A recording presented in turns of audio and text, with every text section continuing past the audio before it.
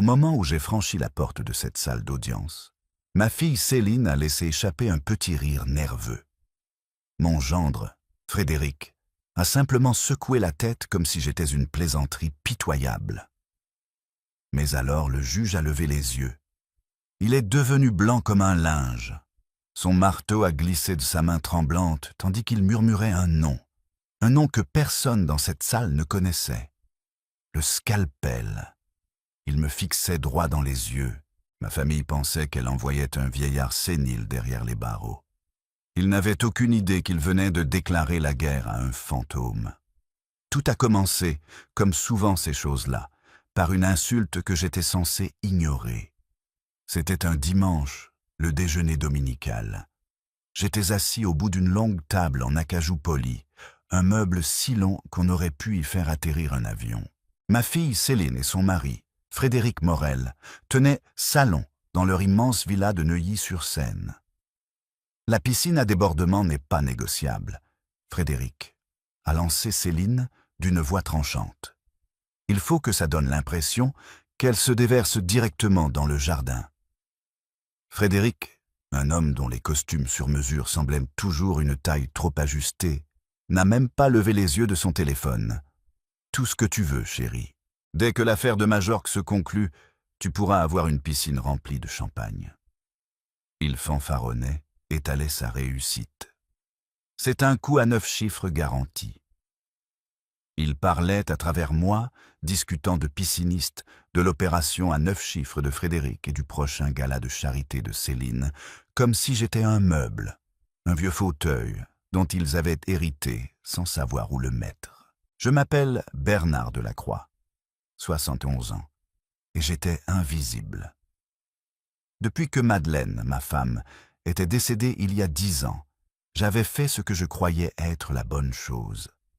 J'avais vendu notre grande maison familiale en Normandie, un endroit chargé de trop de souvenirs, et j'avais acheté la maison d'amis nichée au fond de cette immense propriété. Je voulais rester proche de ma fille unique, l'enfant unique de Madeleine. Je pensais que c'était ce qu'elle aurait voulu.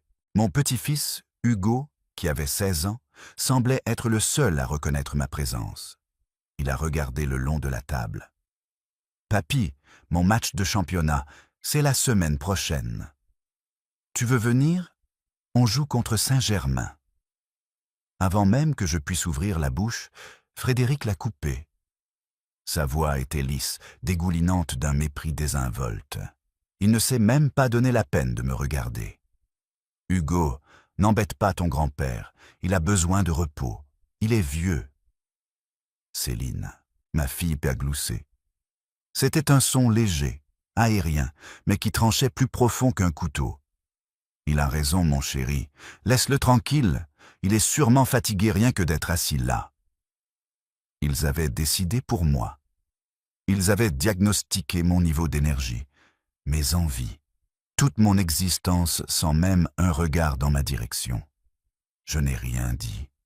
J'ai simplement baissé les yeux sur le motif délicat de mon assiette, là où une asperge avait refroidi. Ils avaient fait de moi un fantôme dans ma propre vie. Et le pire, c'est que je les avais laissés faire. J'avais confondu mon silence avec de la patience. Je comprenais maintenant que ce n'était qu'une permission. 3 jours plus tard, on a frappé sèchement à la porte de ma maison d'amis. C'était Frédéric. C'était un événement rare. Il évitait ma petite maison comme si elle portait la peste, probablement parce qu'elle n'avait pas de robinet doré. Il tenait une bouteille de vin ridiculement chère, qu'il m'a fourrée dans les mains avec un sourire de commercial. « Pour vous, Bernard. » Le nec plus ultra. Il savait parfaitement que je ne buvais pas. Mon cardiologue avait été très clair à ce sujet, après mon pontage. Ce geste n'était pas de la gentillesse, c'était de la mise en scène. Frédéric était toujours un vendeur. Il vendait des rêves immobiliers. Il vendait l'image d'une famille parfaite. J'avais vu des types comme lui toute ma vie. Ils n'entrent pas simplement dans une pièce. Ils en évaluent la valeur. Il n'a pas perdu de temps. Après un commentaire superficiel sur la météo, il est allé droit au but. « Bernard, je suis assis sur l'opportunité d'une vie. Un resort à Majorque. C'est pratiquement bouclé, mais on a un petit accroc administratif. J'ai juste besoin d'un petit prêt relais pour débloquer les permis, juste pour montrer de la liquidité. Et il s'est penché en avant, son eau de Cologne envahissante. Je sais que cette maison d'amis vous appartient, en pleine propriété. Elle est juste là, dormante. Tout ce que vous avez à faire, c'est la mettre en garantie. 500 €. C'est tout. Il a senti mon silence et s'est précipité pour conclure l'affaire. 6 mois maximum. Je vous rends 700 €. C'est un retour de 40%, Bernard. Vous ne trouverez ça nulle part ailleurs. Je l'ai observé. Il n'était pas juste enthousiaste. Il était désespéré. Un fin voile de sueur perlait sur son front. « Frédéric, ai-je dit, d'une voix parfaitement posée. J'ai 71 ans. Le temps des prises de risques est derrière moi. Mon argent est pour ma retraite et, franchement, pour mes frais médicaux. La réponse est non. » Le changement a été immédiat, comme si un masque avait été arraché. Le sourire a disparu, remplacé par une fureur froide, reptilienne. « Incroyable », a-t-il sifflé. « Tout simplement incroyable. Après tout ce qu'on fait pour vous, vous vivez ici, sur notre terrain, gratuitement. » J'ai payé pour cette maison, Frédéric. L'ai-je interrompu calmement. Et vous ne levez pas le petit doigt pour votre propre famille. Mon Dieu, quel vieil homme égoïste vous faites.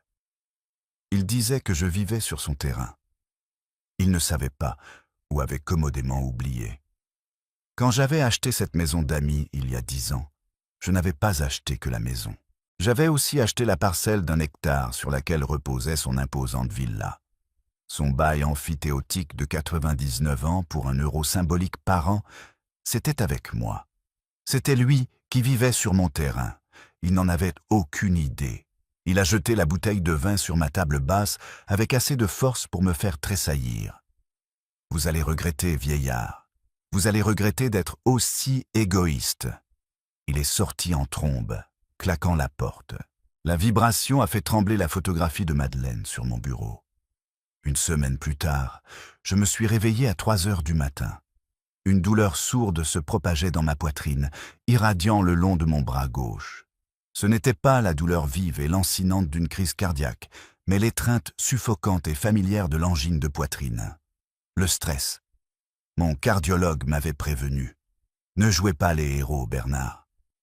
Appelez à l'aide. Mon premier appel a été pour la villa principale, pour Céline. Elle a décroché à la 4e sonnerie, la voix épaisse de sommeil et d'agacement. « Papa, qu'est-ce qu'il y a? On est en pleine nuit. »« Ma chérie, je ne me sens pas bien, » ai-je dit en essayant de garder une voix stable. « J'ai des douleurs dans la poitrine. Ce n'est pas terrible, mais est-ce que tu peux m'emmener à la clinique? Juste par précaution. » Un lourd soupir est passé à travers le téléphone, le son d'un profond dérangement. « Papa, sérieusement, j'ai la grande réunion pour le gala de charité demain à la 1e heure. Tout le comité vient ici. Je ne peux pas. Appelle le SAMU si c'est si grave. » Ne dramatise pas. Clic. Elle a raccroché. Elle n'a pas demandé à quel point la douleur était forte. Elle n'a pas demandé si j'avais peur. Elle m'a dit que je dramatisais. L'étreinte dans ma poitrine s'est resserrée. Ce n'était pas mon cœur. C'était quelque chose de plus profond. J'ai appelé un VTC. Je me suis assis à l'arrière d'une Renault Zoé, agrippé à ma poitrine, et j'ai laissé un inconnu me conduire aux urgences. C'était une angine de poitrine provoquée par le stress. Ils m'ont donné un comprimé de trinitrine et m'ont gardé en observation pendant 4 heures. À 9 heures du matin, ils m'ont laissé sortir. J'ai appelé un autre VTC pour rentrer chez moi. Quand nous nous sommes approchés des imposantes grilles de la propriété, j'ai aperçu le Range Rover blanc, nacré de Céline. Il n'était pas garé devant la villa. Il était garé devant le spa du Georges V, sa réunion de charité. Il ne se contentait pas de me manquer de respect. Il ne me voyait pas simplement comme une ressource à exploiter. Il me voyait comme une gêne, un problème à gérer, une corvée à ignorer. Et c'est à ce moment-là que j'ai su que quelque chose devait changer. Je ne savais juste pas à quelle vitesse ça allait arriver. Le lendemain matin, j'étais assis avec une tasse de café noir, regardant la brume se dissiper au-dessus du jardin, quand un coup sec et impatient a résonné dans ma petite maison. Ce n'était pas Frédéric. Sa façon de frapper était arrogante. Celle-ci était professionnelle. J'ai ouvert la porte à un homme en uniforme impeccable tenant un scanner numérique et une enveloppe blanche rigide. « Bernard Delacroix » a-t-il demandé, la voix neutre. « Huissier de justice, signé ici. » J'ai signé l'écran. Il m'a tendu l'enveloppe et avait disparu avant que je puisse refermer la porte. Elle était lourde, pas de papier, mais d'intention. Mes mains étaient parfaitement stables quand j'ai saisi le coupe-papier sur mon bureau, celui-là même que Madeleine m'avait offert il y a 30 ans. Je l'ai ouvert et j'en ai sorti le contenu. Les mots ont jailli de la page, froids et précis. C'était une requête judiciaire, une assignation, déposée au tribunal de grande instance de Nanterre. Les requérants étaient Frédéric Morel et Céline Morel. Le défendeur, c'était moi. J'ai parcouru la première page. Ma vision se rétrécissait. Il demandait une audience en référé. Il sollicitait une mise sous tutelle. Le sang n'a pas quitté mon visage. Il n'a pas afflué à mes oreilles. Au contraire, une clarté froide et parfaite s'est installée en moi. Il m'accusait, moi, Bernard Delacroix, d'être mentalement diminué. Il prétendait que je n'étais plus capable de gérer mes propres affaires financières et médicales. Ils affirmaient que j'étais sénile. Ce n'était pas une simple insulte. Ce n'était pas juste de la cupidité. C'était une exécution juridique. Ils voulaient m'effacer, me transformer en un non-être, un pupille de l'État dont ils tireraient les ficelles. Ils voulaient rendre mon invisibilité officielle, juridiquement contraignante. J'ai tourné la page. Pièce A, l'épreuve. C'était un rapport diagnostique de 3 pages, rédigé par un expert psychologique nommé Dr Patrick Ngo. J'ai lu son évaluation. Il prétendait que je présentais des signes sévères de démence, des délires paranoïaques et une incapacité à appréhender les réalités financières. Il concluait gravement que j'étais un danger pour moi-même et pour mes propres actifs. J'ai fixé le nom. Dr Patrick Ngo. Patrick Ngo. Un rire froid et sec, plutôt une sorte de toux, a échappé à mes lèvres. Je n'avais jamais rencontré quelqu'un nommé Patrick Ngo de toute ma vie. Je n'ai pas frappé. Je n'ai pas hésité. J'ai tenu la requête juridique dans ma main, le papier épais d'un blanc éclatant contre ma peau tachée par l'âge. Et j'ai marché. J'ai traversé la pelouse parfaitement entretenue qui séparait mon monde du leur, et j'ai marché droit vers la villa principale. Les baies vitrées de la terrasse étaient ouvertes. J'entendais le tintement des glaçons dans les verres et une musique fade et légère. Ils étaient au bord de la piscine, exactement comme je le savais.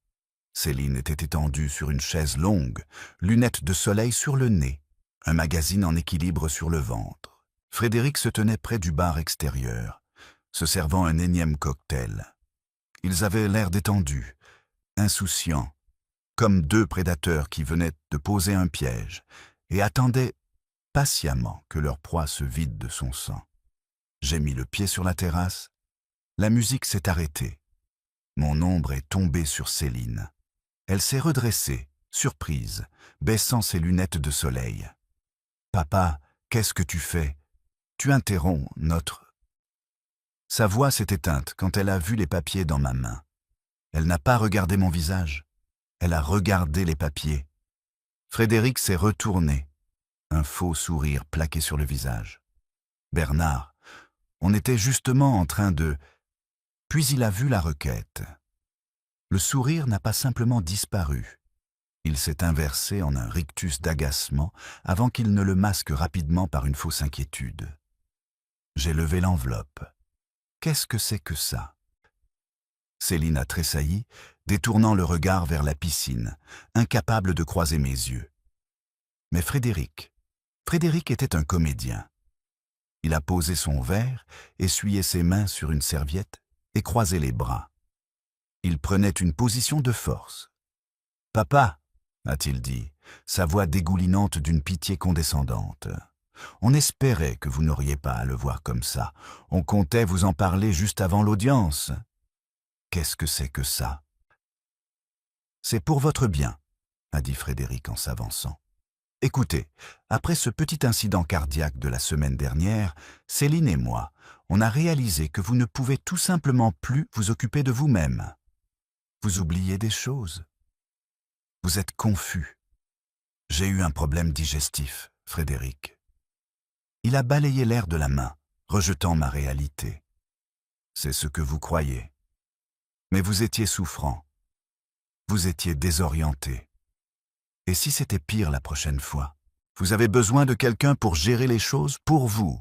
Quelqu'un pour protéger vos finances, s'assurer que vos factures soient payées, prendre en charge vos décisions médicales avant que vous savez, vous fassiez du mal. » Ils me manipulaient, utilisant l'incident même qu'ils avaient ignoré comme preuve de mon incompétence. J'ai regardé ma fille. « Céline, c'est ce que tu veux? Tu signes un papier qui dit que ton propre père est fou. » Elle m'a enfin regardé, mais ses yeux étaient mal froids, reflétant le bleu éclatant de l'eau de la piscine. « C'est ce qu'il y a de mieux, papa. On essaie juste de t'aider. On t'aime. » « L'amour, ai-je dit. Le mot avait un goût de cendre dans ma bouche. Vous ne connaissez même pas la signification de ce mot. C'est alors que la patience de Frédéric a craqué. Le masque du gendre attentionné est tombé, révélant le vautour en dessous. Il a ri. Un son bref, sec, laid. « On se voit au tribunal, vieillard, » a-t-il ricané. « Franchement, ça prouve exactement ce qu'on dit. Vous êtes paranoïaque. C'est exactement ce que le Dr Ngo a dit. » Il a repris son verre et l'a levé en un toast moqueur. « Vous feriez mieux de vous trouver un avocat commis d'office parce que je doute vraiment, vraiment, que vous puissiez vous offrir un vrai avocat. » C'était fini. C'était la goutte d'eau. C'était le moment où l'homme qu'il croyait être un vieux fantôme fragile et confus est mort. Et quelque chose d'autre, quelque chose à quoi il n'aurait jamais pu se préparer, s'est réveillé. Je suis retourné à la maison d'amis. J'ai fermé la porte. Et le clic du verrou a été le son le plus puissant que j'ai jamais entendu. C'était le son d'une ligne tracée, d'une frontière définitive et finale. Il pensait que c'était la chambre d'un vieillard sénile, une boîte beige et silencieuse dans laquelle somnoler, être géré, être oublié. Il n'avait jamais, pas une seule fois, vu l'autre porte. C'était un passage solide au fond de mon dressing, dissimulé derrière un portant de vieux costumes que je ne portais jamais. Il n'était pas fermé par une simple clé. Il était verrouillé par un scanner biométrique d'empreintes digitales. J'ai pressé mon pouce contre le verre froid. La lumière a clignoté en vert et un lourd pêne dormant s'est ouvert avec un clic discret et coûteux. Je suis entré. C'était mon vrai foyer. Il n'y avait ni lit, ni fauteuil inclinable. Juste des bibliothèques du sol au plafond, 3 immenses écrans d'ordinateur, un mur de classeurs métalliques et un système de téléphonie satellitaire, crypté, dédié. L'air était frais et immobile. Frédéric pensait que j'étais un retraité gratte-papier, un simple comptable qui avait tenu les registres d'une entreprise de second rang en Normandie. Il pensait que mon plus grand accomplissement dans la vie avait été d'économiser assez pour une retraite confortable. Il n'avait aucune idée. 30 ans plus tôt, à Paris, je n'étais pas Bernard.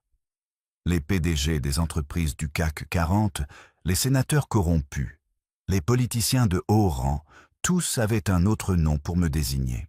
Ils m'appelaient le scalpel. J'étais l'enquêteur forensique en chef du parquet national financier. J'étais l'homme qu'on envoyait quand les chiffres n'avaient pas juste l'air faux.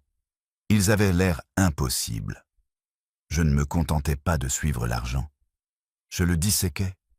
Je trouvais les tumeurs financières, les comptes cachés, les livres de comptes secrets que tous les autres avaient manqués. J'étais l'homme qui pouvait, et qui l'avait fait, envoyer 12 dirigeants de premier plan en prison avec une seule feuille de calcul. J'ai tout quitté. J'ai enterré cet homme. Je l'ai enterré le jour où Madeleine a reçu son premier diagnostic. J'ai troqué mon bureau sécurisé et le frisson de la traque contre des salles d'attente d'hôpital et des calendriers de chimiothérapie. Je l'ai fait sans la moindre hésitation.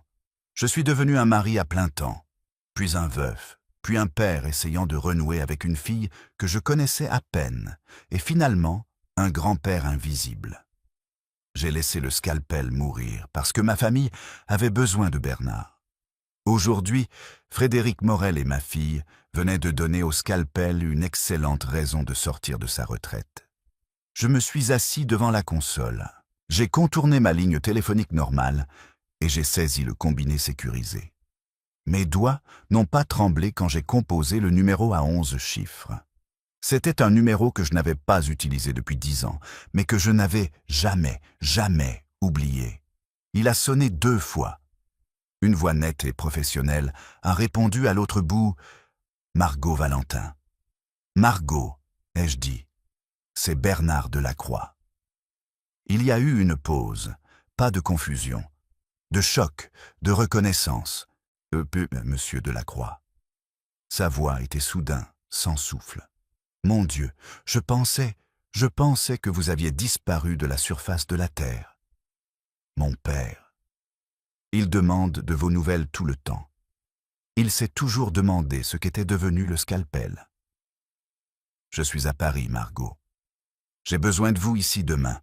Amenez votre meilleure équipe, ceux qui savent creuser. Une autre pause, plus courte cette fois. Le choc avait disparu, remplacé par l'acier dont je me souvenais. Dites le mot, Bernard. Qu'est-ce qu'ils ont fait? Ils ont déposé une demande de mise sous tutelle, ai-je dit, ma voix neutre. Ils prétendent que je suis sénile. Ils veulent prendre le contrôle de tout. Un son est passé à travers le téléphone. C'était un rire. Pas un rire amusé, mais un aboiement bref, sec, d'incrédulité. Ils prétendent que vous êtes sénile. Ils n'ont aucune idée, n'est-ce pas? Ils n'ont aucune idée de qui ils viennent d'essayer de mettre en cage. Sa voix était devenue pure affaire maintenant. Compris. Scalpel. J'arrive.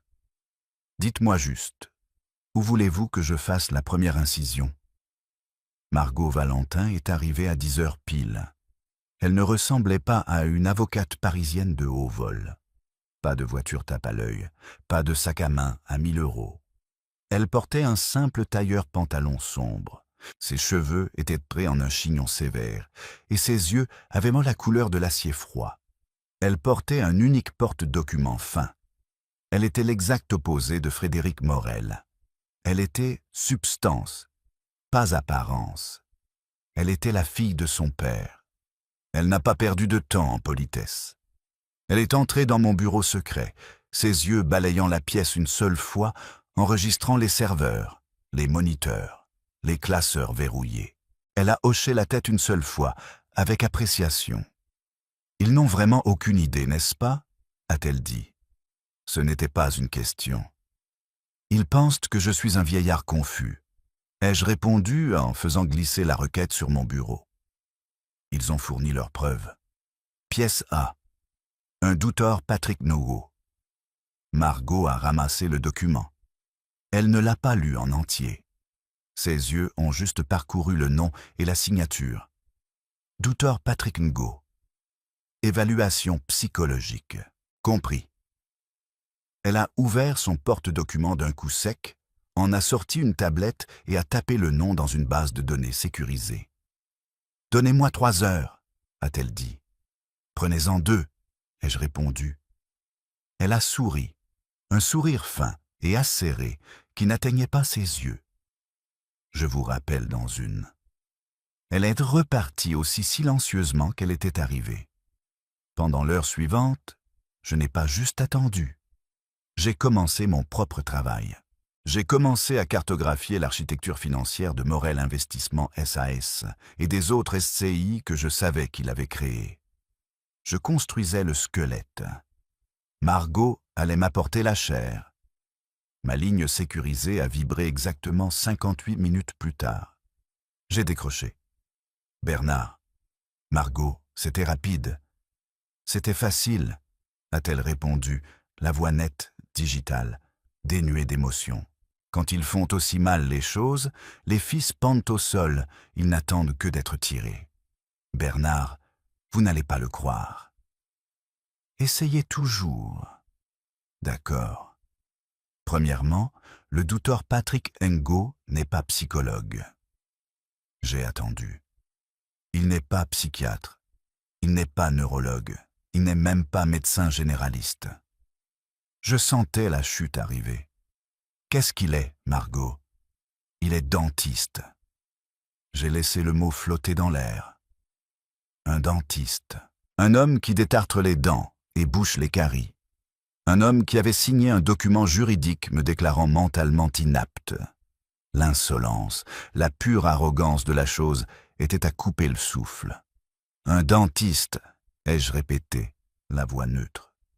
Ou plutôt il était dentiste, a corrigé Margot. L'ordre des chirurgiens dentistes a radié sa licence il y a 5 ans, définitivement. Maintenant, on avançait. C'était la première vraie pièce du puzzle. Pour quel motif? À vous de choisir, a-t-elle dit. Je l'entendais taper. Fraude massive à l'assurance maladie, facturation de soins fictifs, et sa spécialité, prescription illégale d'opioïdes. Des milliers de boîtes. Il tenait un véritable trafic d'ordonnances depuis un centre commercial de Créteil. Frédéric n'avait donc pas trouvé un expert qu'on pouvait soudoyer. Il avait trouvé un criminel, un professionnel radié et déshonoré, désespéré d'argent et déjà compromis. Un homme qui n'avait plus rien à perdre. Cette révélation, cependant, menait au vrai conflit, à la question qui importait plus que la réponse. Margot, ai-je dit en me penchant en avant. C'est très précis. Ce n'est pas un nom qu'on trouve sur Google. Un promoteur immobilier de haut vol comme Frédéric ne connaît pas un dentiste radié d'un centre commercial de Créteil. Comment l'a-t-il trouvé? Ça, a dit Margot, sa voix se tendant. C'est ce sur quoi j'ai passé les 40 dernières minutes à creuser. Vous aviez raison, ce n'était pas une connexion sociale. Ce n'était pas une trouvaille au hasard. C'était une connexion financière. Continuez. Je regarde le dossier pénal de Ngo en ce moment. Quand il a été arrêté il y a 5 ans, il faisait face à 10 chefs d'accusation criminels. La caution a été fixée à 0 €. Il ne les avait pas. Un garant, ai-je murmuré, mon esprit connectant déjà les points. Exactement. Un organisme de cautionnement a couvert le montant, mais l'organisme exigeait un garant, quelqu'un pour co-signer, pour mettre en garantie la caution au cas où Ngo prendrait la fuite. J'ai senti un froid s'installer dans ma poitrine qui n'avait rien à voir avec mon cœur. Qui a garanti la caution, Margot? Elle a fait une pause, juste 1 seconde, pour laisser l'impact atterrir. Une société écran. Une SCI immatriculée au Luxembourg avec un objet social unique de gestion d'actifs. Quel est le nom de la société? Ai-je demandé, bien que je connaisse déjà la réponse. Morel Investissement SAS, a-t-elle dit. Mon Dieu! Je me suis enfoncé dans mon fauteuil. Les pièces ne se sont pas simplement mises en place, elles se sont percutées. Frédéric n'avait pas trouvé le douteur Ngo la semaine dernière. Il ne l'avait pas soudoyé le mois dernier. Il le possédait depuis 5 ans. Il avait payé la caution de cet homme. Il avait probablement payé son avocat de la défense. Il avait gardé cet atout sale et compromis en laisse, dissimulé dans sa poche pendant une demi-décennie. En attente du jour où il aurait besoin d'un médecin pour signer un bout de papier. Ce n'était pas un acte impulsif de cupidité parce que j'avais refusé son prêt. La demande de prêt, ce n'était que lui qui tâtait le terrain. C'était un plan de secours. C'était prémédité. Il planifiait de me faire déclarer inapte et de saisir mes avoirs depuis des années. Margot, ai-je dit, la voix basse et dure. Vous avez désarmé leur arme principale. Vous avez neutralisé l'expert médical. Maintenant, c'est mon tour. Continuez à creuser du côté juridique. Trouvez tout ce que vous pouvez sur les dossiers de Ngo. Trouvez le nom de l'avocat engagé par Frédéric. Moi, je m'occupe des chiffres. Elle a hoché la tête, déjà en route vers la porte. Soyez prudent, Scalpel. C'est eux qui auraient dû l'être, ai-je répondu. J'ai fermé la porte de mon bureau, le monde se rétrécissant à la lueur de mes 3 écrans. C'était ici que je vivais, pas dans la paisible maison d'amis, mais ici, à l'intérieur des données. Frédéric me prenait pour une relique. Il pensait que la finance de mon époque se faisait sur des registres papier avec des sous-mains verts. Il n'avait aucune idée de ce que j'étais. J'étais un fantôme numérique et j'étais sur le point de hanter chaque serveur qu'il avait jamais touché. J'ai commencé par la société qui avait payé la caution de Ngo, Morel Investissement SAS. C'était une SCI au Luxembourg, évidemment, anonyme, protégée. Frédéric était négligent, mais il n'était pas idiot. Il connaissait les rudiments de la protection d'actifs. Il avait empilé sa structure sociétaire. Morel Investissement était détenu par Majorque Crest Properties SCI, elle-même détenue par le trust familial Morel, une jolie petite poupée gigogne, d'entité juridique conçue pour rendre impossible de voir qui possédait vraiment quoi. Mais il avait commis une erreur d'amateur, une erreur critique, fatale. Il était arrogant, il était pressé et il était radin. Pour immatriculer toutes ces différentes SCI, pour déposer les statuts au registre du commerce au Luxembourg et en France, pour ouvrir les comptes bancaires, il avait utilisé la même adresse e-mail personnelle pour chacune d'entre elles. C'était une vieille adresse, un compte jetable qu'il pensait probablement malin. Frédéric.morelet@hotmail.fr. Un compte dans lequel il ne s'était probablement pas connecté depuis des années. Un compte qu'il pensait depuis longtemps mort et enterré. Il ne savait pas que les vieux serveurs de messagerie ne suppriment jamais vraiment rien. Je n'avais pas besoin de pirater sa boîte mail. C'eût été illégal, et j'allais faire les choses dans les règles.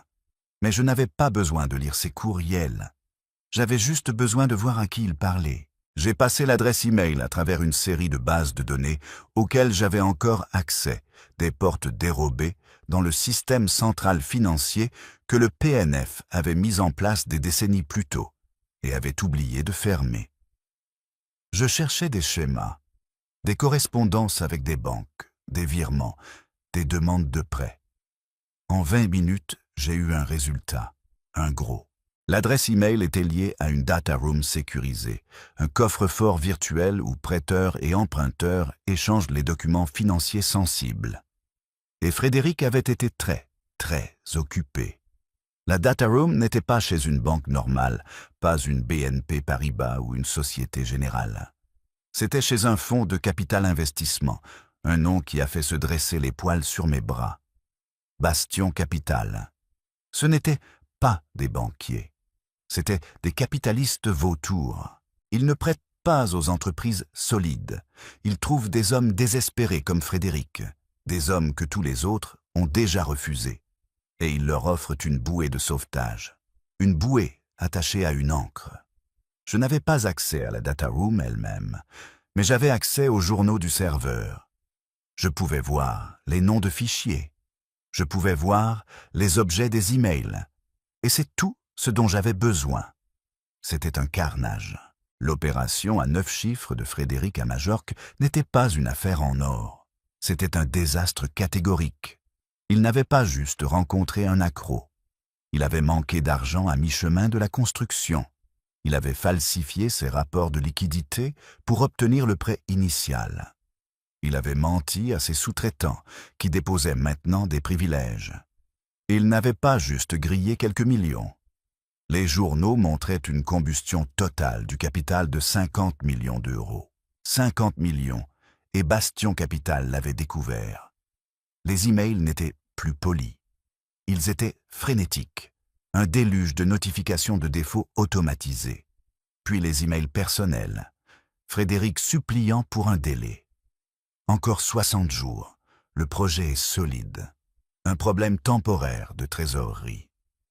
Et puis le dernier email, celui qui expliquait tout. Il venait de Bastion Capital, envoyé une semaine plus tôt, le lendemain du jour où j'avais refusé la demande de prêt de 500 € de Frédéric. C'était un appel de fonds. Le fonds n'était pas juste en colère. Ils activaient la clause d'urgence de leur contrat. Ils exigeaient un paiement forfaitaire immédiat d'intérêt, pas 500 €, mais 5 millions d'euros. Ils lui avaient donné un délai, 10 jours ouvrés. S'il ne payait pas, ils ne saisiraient pas seulement la propriété de Majorque. Ils activeraient la clause de garantie croisée de son contrat. Une clause que j'étais certain qu'il avait signée sans la lire, ce qui signifiait qu'il saisirait tout. Sa société Morel Investissement, la villa, le Range Rover de Céline, chaque centime sur chaque compte lié à son nom. Ils allaient le raser. J'ai fixé l'écran, les pièces s'emboîtant avec une logique parfaite et terrifiante. Il n'avait pas besoin de mes 500 € comme pré-relais. Il en avait besoin comme paiement désespéré de bonne foi pour tenir les loups à distance. Et quand j'avais dit non, il avait activé son plan de secours, le plan sur lequel il était assis depuis 5 ans. Il ne voulait pas juste ma petite maison d'amis. Il ne me poursuivait pas pour prendre le contrôle de ma retraite. Il me poursuivait parce qu'il était en faillite. Il me poursuivait pour mettre la main sur l'intégralité de mon patrimoine. Un patrimoine qu'il estimait clairement bien supérieur aux 500 € qu'il avait demandé. Il avait besoin de liquider tout ce que je possédais, non pas pour construire son resort, mais pour sauver sa propre peau. Il n'essayait pas juste de me voler. Il essayait de me sacrifier pour se sauver lui-même. Une nouvelle question s'est formée dans mon esprit. Une question froide et dure qui s'est installée dans mes entrailles. Attendez une minute. Frédéric était en faillite.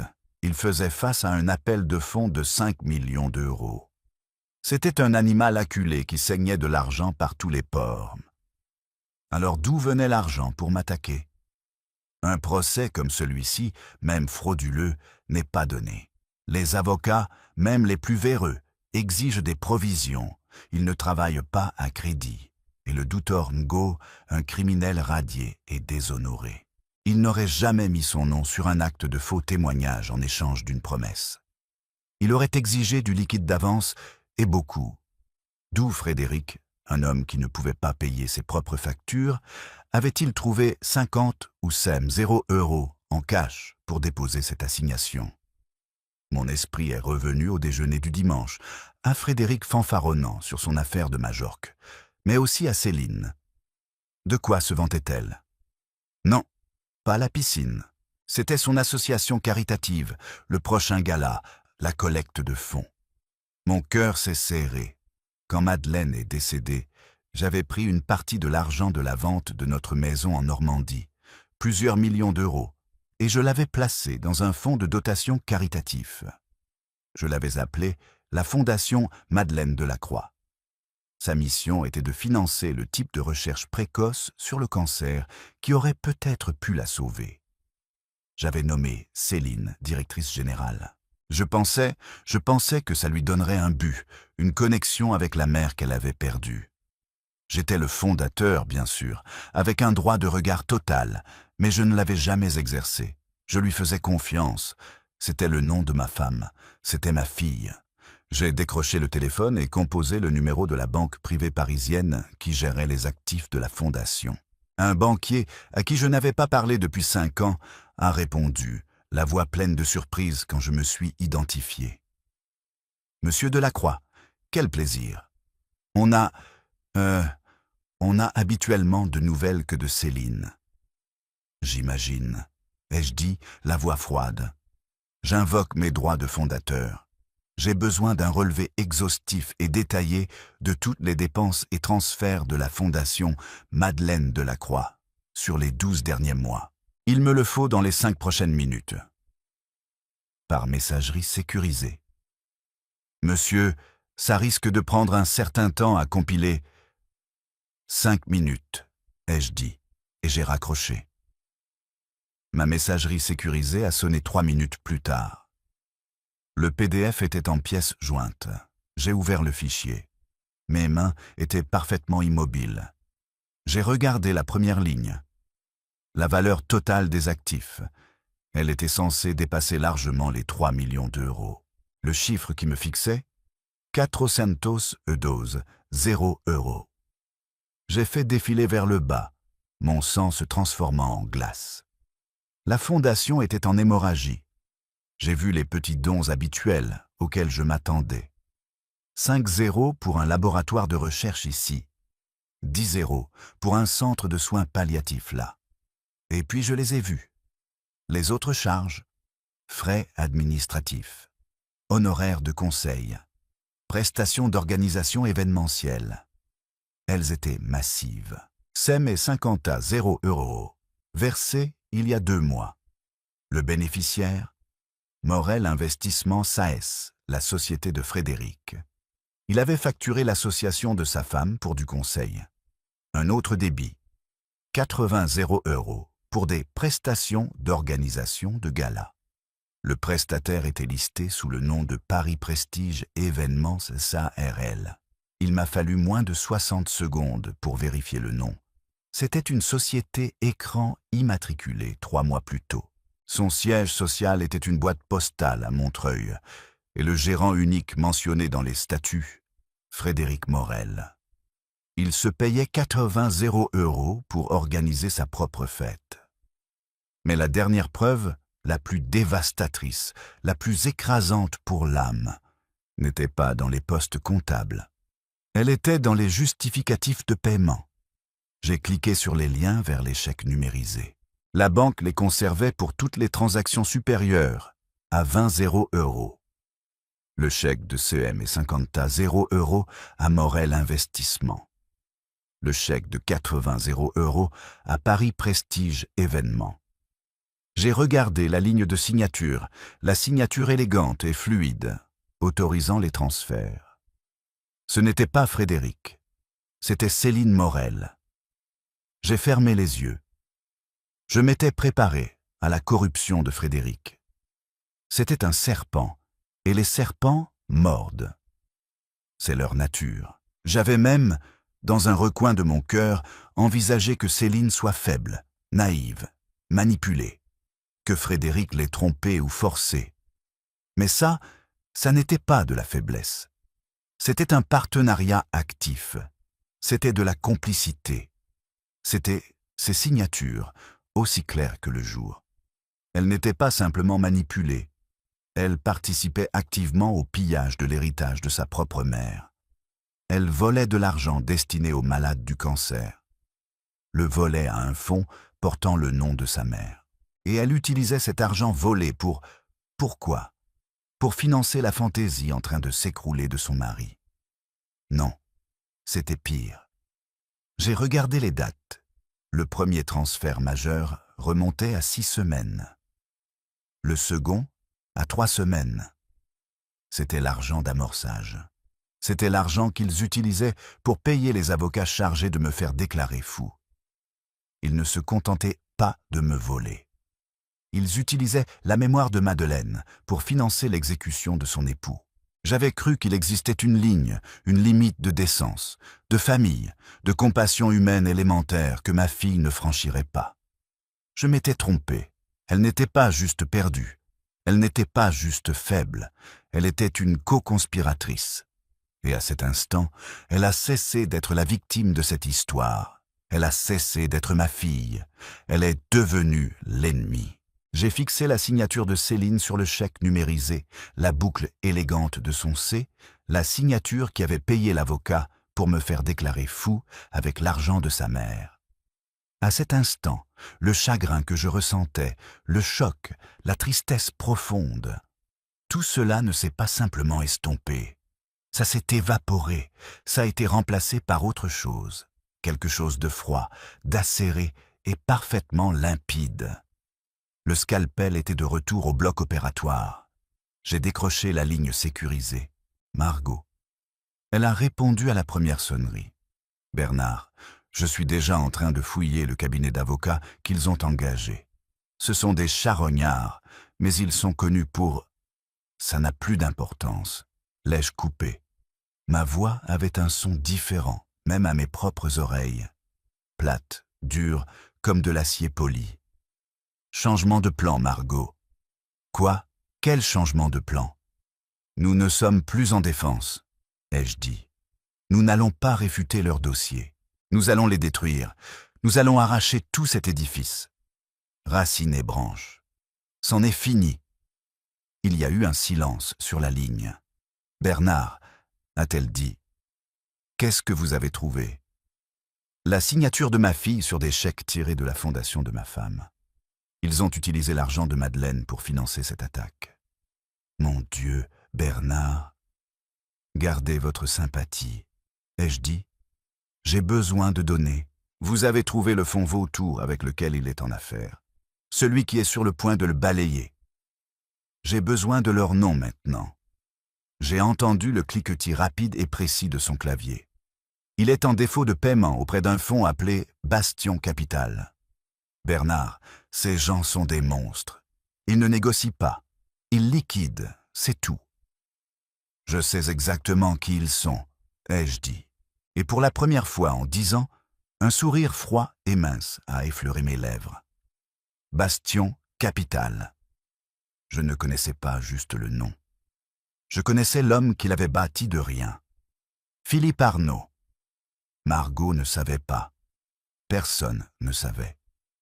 30 ans plus tôt, à Paris, Philippe Arnaud n'était qu'un jeune trader effronté et arrogant qui s'était retrouvé empêtré dans l'affaire Duval Industries. L'AMF allait le mettre en examen. Ils allaient l'inculper de complicité et l'envoyer en prison pour 20 ans. Ils étaient point de convaincus qu'il faisait partie de la fraude. Ils avaient tort. Il était cupide, oui, arrogant, absolument. Mais ce n'était pas un criminel. Pas à l'époque. J'étais l'enquêteur en chef sur cette affaire. J'étais celui qui avait passé 3 nuits blanches à fouiller les données des serveurs, au-delà des livres de comptes falsifiés, et avait trouvé les preuves à décharge. Les ordres oraux datés originaux qui prouvaient que Philippe était une victime de la fraude, pas un participant. Je l'avais sauvé. J'avais sauvé sa carrière. Je l'avais sauvé de la prison. Je l'avais fait parce que c'était la vérité et que mon travail consistait à faire balancer les comptes. Philippe Arnaud avait construit Bastion Capital et en avait fait un empire pesant des milliards. Il n'avait jamais oublié. Il m'avait appelé une fois, il y a 10 ans, après le décès de Madeleine. Sa voix était douce. « Bernard, avait-il dit, je sais ce que vous avez fait pour moi. Si un jour vous avez besoin de quoi que ce soit, une nouvelle vie, une nouvelle carrière, un chèque en blanc, vous n'avez qu'à appeler. » Je n'avais jamais appelé. Jusqu'à aujourd'hui. « Margot, ai-je dit, la voix purement professionnelle. Je vais m'occuper de Bastion Capital. Vous, j'ai besoin que vous fassiez autre chose immédiatement. J'ai besoin que vous rédigiez une ordonnance de saisie conservatoire. » Une ordonnance? Sur quel fondement? Nous n'avons pas de jugement, Bernard. Vous l'aurez, ai-je dit. J'ai changé de ligne, mes doigts composant déjà un numéro que je connaissais par cœur, une ligne directe privée vers le bureau personnel de Philippe Arnaud. Son assistante a tenté de me bloquer. Monsieur Arnaud est en conseil d'administration. Dites-lui que le scalpel est en ligne, ai-je dit. Dites-lui que c'est au sujet de l'affaire Duval. J'ai attendu moins de 3 secondes. Bernard. Sa voix était tonitruante, assurée, mais contenait une trace de crainte. La crainte d'un fantôme du passé. Bernard Delacroix. Est-ce que tout va bien? Bonjour Philippe, ai-je dit. Ça fait longtemps. Je n'appelle pas pour parler du bon vieux temps. J'appelle pour encaisser ma dette. Silence. Puis un seul mot. Dites. Vous avez un prêt en cours à un homme nommé Frédéric Morel. Un projet à Majorque. Il est en défaut. Il est en faillite. Morel. Je l'ai entendu taper. Oui. Un désastre à 50 millions. Mon équipe s'apprête à saisir ses actifs lundi. L'homme est un imbécile. Je ne veux pas que vous saisissiez ces actifs, Philippe. Je veux que vous me vendiez la dette, la totalité, la créance, les garanties, le défaut, tout. Vous la vendre, Bernard, c'est du papier toxique. C'est... Je ne l'achète pas comme investissement, ai-je dit. Je veux être son seul créancier. Je vire le principal dû en totalité, les 5 millions, maintenant, depuis un trust aveugle. Aucune trace vers moi, juste un transfert discret de propriété. Il était intelligent. Il n'a pas demandé pourquoi. Vous voulez être le monstre, Bernard.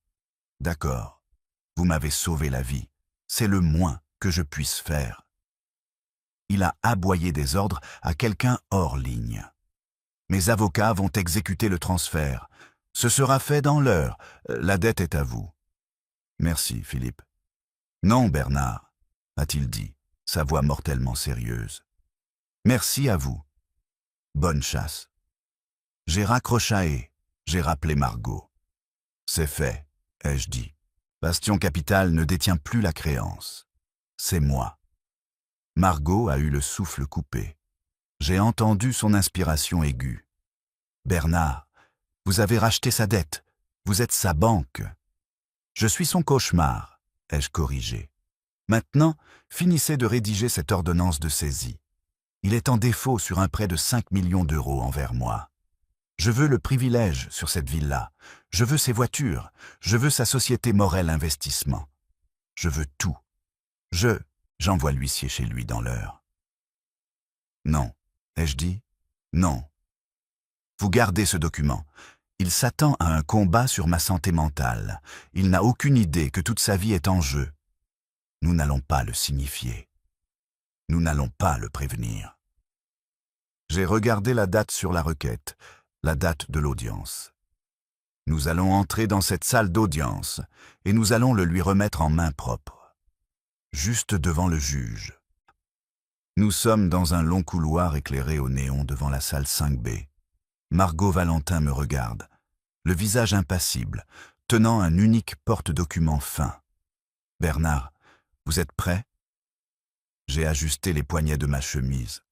Je ne portais pas les pulls en mailles douces et les pantalons en velours côtelé auxquels ils étaient habitués. Je ne portais pas les vêtements d'un homme, en train de disparaître dans une invisibilité beige. Aujourd'hui, je portais une armure. C'était un costume gris anthracite, à simple boutonnage, sur mesure de la rue du Faubourg Saint-Honoré. Je ne l'avais pas porté depuis plus de 10 ans. La dernière fois que je l'avais enfilé, j'entrais dans une salle d'audience pour témoigner devant la commission des finances du Sénat. Il m'allait encore parfaitement. Je m'étais fait couper les cheveux, j'étais rasé de près. Je n'étais pas l'homme qu'il croyait. J'étais l'homme que j'avais été. « Je suis prêt », ai-je dit. Les portes se sont ouvertes. Nous sommes entrés. La salle d'audience était petite, beige, et sentait le café tiède et la cire bon marché. C'était exactement le genre de pièce sans joie où des vies sont discrètement démontées. Frédéric et Céline étaient déjà assis à la table des requérants. Ils chuchotaient, fébriles d'impatience. Leur avocat, un homme en costume brillant avec trop de gel dans les cheveux, triait des papiers, l'air suprêmement confiant. Puis ils m'ont vu. J'ai observé le visage de ma fille. Elle a levé les yeux, m'a vu dans mon costume, et un petit rire nerveux, contenu, lui a échappé. Elle a mis sa main sur sa bouche, mais ses épaules tremblaient.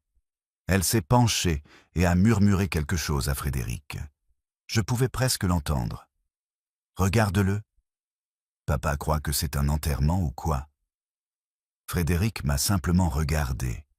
Ses yeux ont glissé sur mon costume, ma posture, et il a juste ricané. Il a secoué la tête lentement, un air de mépris profond et apitoyé sur le visage. Pour lui, ce n'était pas de la dignité. C'était un effort pathétique et désespéré, un animal mourant qui gonfle son pelage. Son avocat m'a jeté un coup d'œil, m'a jaugé comme un vieil homme fragile de 71 ans jouant à se déguiser et m'a ignoré. Il s'est retourné vers ses notes. Il n'avait aucune idée. Je me suis assis à la table du défendeur. Margot a posé son porte-document fin sur la table et s'est assise à côté de moi, un pilier de force tranquille et concentré. Nous n'avons rien dit. Nous avons simplement attendu. « Veuillez vous lever », a entonné l'huissier d'une voix lasse. Nous nous sommes levés. Le juge est entré par une porte latérale, en robe, l'air fatigué. Il avait l'air d'un homme qui en avait trop vu et qu'on payait trop peu. Il s'est installé dans son fauteuil à haut dossier, le cuir gémissant sous son poids. « Veuillez vous asseoir. » Il a chaussé une paire de lunettes de lecture à monture dorée et a saisi le rôle de la journée. Sa plaque indiquait « Juge Henri Delmas ». « Bonjour », a-t-il marmonné d'une voix monocorde. « Nous sommes ici pour la première affaire inscrite au rôle. Dossier numéro 2024, 881B, dans le cadre de la mise sous tutelle de Bernard Delacroix. » Il a lu le nom, puis, comme le protocole l'exigeait, il a levé les yeux de ses papiers. Il a regardé par-dessus ses lunettes pour identifier le défendeur. Il m'a regardé droit dans les yeux. L'air a quitté la pièce. Le juge ne s'est pas simplement arrêté. Il s'est figé. Son visage, qui était un masque de bureaucratie fatigué, est devenu blanc, livide. Ses yeux, agrandis par les verres, se sont écarquillés d'incrédulité. Le stylo bille bon marché qu'il tenait a glissé de ses doigts. Il a cliqueté bruyamment sur le bureau en bois, le son résonnant dans la salle d'audience morte et silencieuse. Frédéric et Céline le fixaient, décontenancés. Leur avocat a levé les yeux, agacé par l'interruption. La main du juge, celle qui avait lâché le stylo, tremblait visiblement. Il me fixait, la bouche légèrement entr'ouverte. Il s'est penché en avant, s'oubliant lui-même, vers le micro à colle de cygne posé sur son bureau. Et d'une voix qui se voulait un murmure, mais que le micro a capté et amplifié. Une voix de pur choc, non diluée. Il a dit une seule chose. « Mon Dieu, est-ce que c'est vraiment lui ?» Toutes les têtes dans la salle d'audience ont pivoté. Ils ne regardaient plus le juge. Ils me fixaient tous. Les visages de Frédéric et Céline étaient vidés de toute expression, figés de confusion. Que se passait-il? Ce n'était pas dans leur plan. Je l'ai reconnu, moi aussi. Oh oui, je l'ai reconnu. Henri Delmas. Mais l'homme que je connaissais n'était pas un juge de 60 ans au visage las. L'homme que je connaissais était un jeune substitut du procureur de 35 ans, terrifié, ambitieux et dépassé par les événements. On lui avait confié la plus grande affaire de sa jeune carrière. La fraude Duval Industries. Un château de cartes à 1 milliard d'euros. Et il était en train de perdre. Son dossier s'effondrait. Ses témoins clés avaient été discrédités. Il était sur le point de perdre, et cela aurait mis fin à sa carrière avant même qu'elle ne commence, jusqu'à ce que son expert prenne la barre. Cet expert, c'était moi. J'étais l'homme qu'on faisait venir quand les chiffres étaient un écheveau inextricable de mensonges. J'étais celui qui, en une seule journée, avait pris une fraude d'1 milliard d'euros et l'avait mise à nu sur une seule feuille de calcul, pour que le jury puisse voir. J'étais celui qui avait envoyé 12 PDG et leurs comptables en prison. Henri Delmas ne m'avait pas simplement connu. Je l'avais fabriqué. Je lui avais offert sa carrière sur un plateau d'argent. Le visage du juge Delmas était pâle. Il agrippait les bords de son bureau. Il ne regardait plus un vieillard sénile. Il regardait un fantôme de son passé. Il regardait l'homme qu'on appelait autrefois le scalpel. Il a fini par détacher son regard de moi et lentement, délibérément, a tourné ses yeux vers la table des requérants. Il a foudroyé du regard l'avocat souriant et lisse de Frédéric. « Maître, » a dit le juge, sa voix n'étant plus fatiguée mais acérée, froide et dangereuse. « Savez-vous qui est votre défendeur ?» L'avocat, interloqué, s'est levé. « C'est Bernard Delacroix, monsieur le juge, un retraité. » Le juge Delmas a laissé échapper un souffle bref et dur. Ce n'était pas un rire. C'était un avertissement. « Non, maître, » a-t-il dit, sa voix résonnant dans la salle silencieuse. « C'est le scalpel de la croix. Bonne chance. Vous allez en avoir besoin. » L'avocat de Frédéric, un homme nommé Maître Sordini, avait l'air d'avoir avalé une mouche. Il transpirait visiblement. Il a regardé Frédéric, qui a fait un geste sec et furieux de la main. « Continuez. » Sordini, visiblement ébranlé par la réaction du juge, a remuste ses papiers. « Monsieur le juge, les requérants appellent à la barre notre premier et principal témoin, le douteur Patrick Ngo. » Une porte latérale s'est ouverte. Un petit homme graisseux dans un costume mal ajusté s'est faufilé dans la salle d'audience. Il ressemblait moins à un médecin qu'à un homme qui vit dans un sous-sol. Il évitait de regarder quiconque, surtout le juge. Il a pris place à la barre, sa main tremblant tandis qu'on lui faisait prêter serment. Sordini, essayant de reprendre pied, a commencé. « Douteur Ngo, avez-vous eu l'occasion d'évaluer le défendeur, Bernard Delacroix ?»« Oui, » a dit Ngo, sa voix huileuse et répétée. Il lisait un script. « J'ai effectué un bilan psychologique complet. »« Et quelles ont été vos conclusions ?» Ngo a chaussé une paire de lunettes maculpées. Monsieur Delacroix présentait des signes sévères de déclin cognitif. Sa mémoire à court terme est franchement inexistante. Il présente les symptômes classiques du délire paranoïaque, particulièrement concernant les finances de sa famille et leurs intentions à son égard. Je suis resté parfaitement immobile. Il décrivait l'homme qu'il voulait que je sois. « À votre avis professionnel, docteur Ngo, » a insisté Sordini, « Monsieur Delacroix est-il capable de gérer ses propres affaires ?»« Absolument pas, » a dit Ngo, secouant la tête avec une fausse tristesse. Il représente un danger pour lui-même et pour ses propres actifs. Il nécessite une supervision immédiate et à plein temps. Sordini a souri, un petit sourire faible et triomphant. « Merci, docteur. À vous, maître. » Il s'est assis, l'air soulagé. Margot Valentin s'est levée. Elle n'avait pas une pile de documents. Elle n'avait pas d'ordinateur portable. Elle tenait une seule feuille de papier tandis qu'elle marchait lentement vers la barre des témoins. La salle d'audience était silencieuse. « Bonjour, docteur Ngo, » a-t-elle dit. Sa voix était polie, douce, mais elle tranchait dans la pièce comme un scalpel. Ou peut-être devrais-je vous appeler Monsieur Ngo. « C'est bien monsieur, n'est-ce pas ?» Ngo a cligné des yeux, confus. « C'est docteur. » « Vraiment ? Monsieur le juge, je n'ai aucune trace d'une inscription de monsieur Ngo en tant que psychologue, psychiatre ou neurologue. » Elle s'est retournée vers lui. « Monsieur Ngo, quel type de médecin êtes-vous ? » « J'ai une formation médicale, » a-t-il bafouillé, cherchant Sordini du regard. Sordini a bond sur ses pieds. « Objection, pertinence.